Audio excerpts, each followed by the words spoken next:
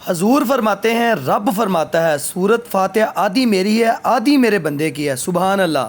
جب اس نے کہا نا الحمدللہ رب العالمین الرحمن الرحیم مالک یوم الدین ایاک نعبد و ایاک نستعین، جب یہاں تک کہا تو یہ حصہ اللہ فرماتا ہے یہ حصہ میرا تھا۔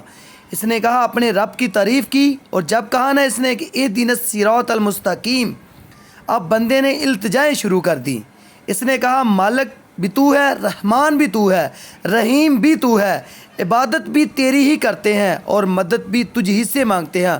اب مہربانی فرمانا اہدنا الصراط المستقیم، ہمیں سیدھا رستہ دکھا دے، صراط الذین انعمت علیہم، ان لوگوں کا راستہ دکھانا جن پر تو نے انعام کیا ہے، غیر المغضوب علیہم ولا الضالین، ان کے رستے پہ نہ چلانا جن پر تیرا غضب ہے، جو گمراہ ہوگے ان کے رستے پہ نہ چلانا۔ تو جب بندہ نماز پڑھتا ہے تو